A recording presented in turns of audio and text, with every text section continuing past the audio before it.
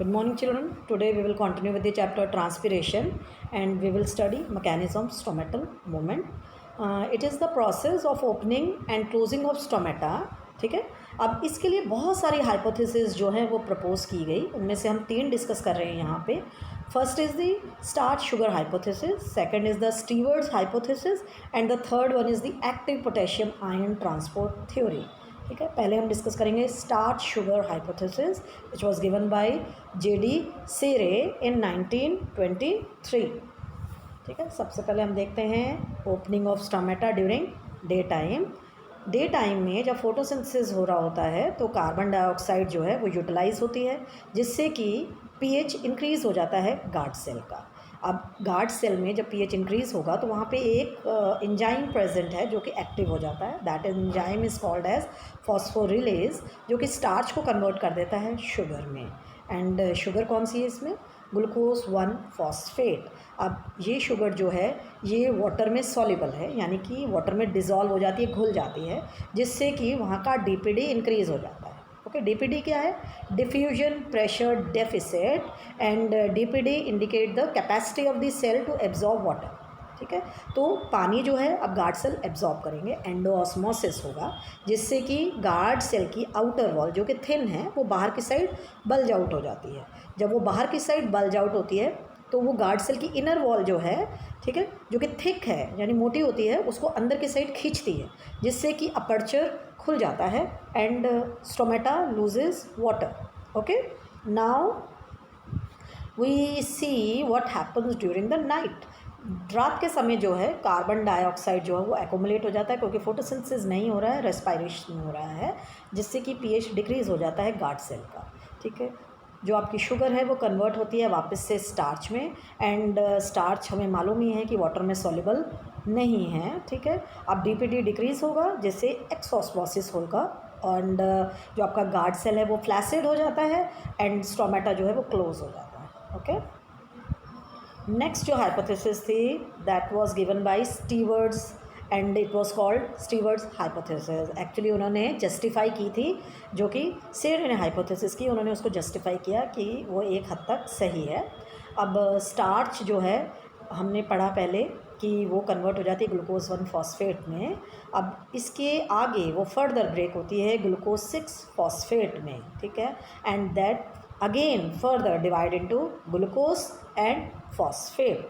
अब ग्लूकोज जो है वाटर में बहुत ज़्यादा सॉल्युबल है, जिससे कि वाटर पोटेंशियल इंक्रीज़ हो जाता है. ठीक है. सॉल्यूट जो है वो इंक्रीज़ होगा, जिससे कि वाटर पोटेंशियल इंक्रीज़ होता है, एंड फिर वाटर जो है अब सेल के अंदर मूव करेगा, and that is known as endosmosis. And endosmosis होने की वजह से क्या होगा, हमारा गार्ड सेल जो है वो टर्जिड हो जाएगा and the stomatal pore will open. Fine. Now the third theory, it is called active potassium ion transport theory. It was given by Imamura and Fujino in 1959 and it was modified by Leavitt in 1974. Opening of stomata in light देखते हैं. पहले दिन के समय क्या होता है, guard cell जो है वो मेटाबोलाइज करता है फॉस्फोइनोल पायरोवेट को, जो कि आगे फिर से कन्वर्ट हो जाती है मैलिक एसिड में.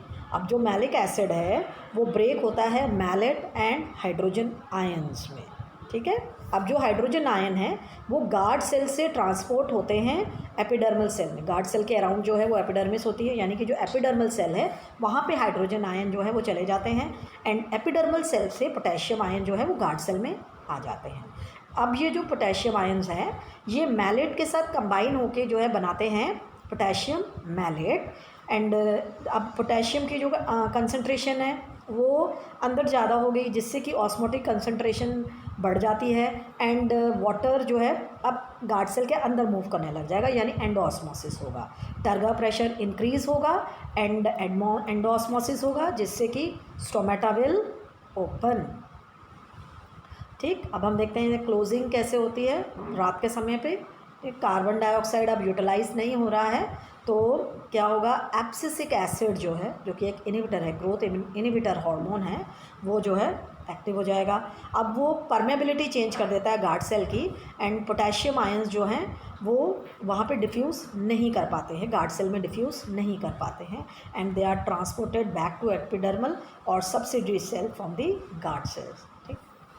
अब ऑस्मोटिक प्रेशर जो है वो डिक्रीज़ हो जाएगा गार्ड सेल का, जिससे कि वाटर जो है अंदर मूव नहीं कर पाएगा, एक्सॉस्मोसिस होगा एंड गार्ड सेल फ्लैसिड हो जाते हैं, ठीक है, बिल्कुल अपने ओरिजिनल शेप में आ जाएंगे and stomata closure will take place. अब नेक्स्ट टॉपिक देखते हैं हम, that is called guttation.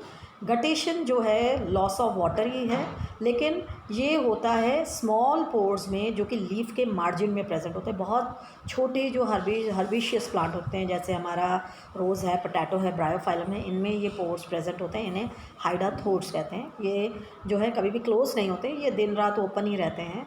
And जो जैसे कि अगर ट्रांसपिरेशन रेट जो है वो कम हो जाता है तो आपका गटेशन जो है वो काम करने लग जाता है, क्योंकि जो आपकी रूट्स हैं वो तो लगातार पानी जो है वो एब्जॉर्ब करती रह रही हैं।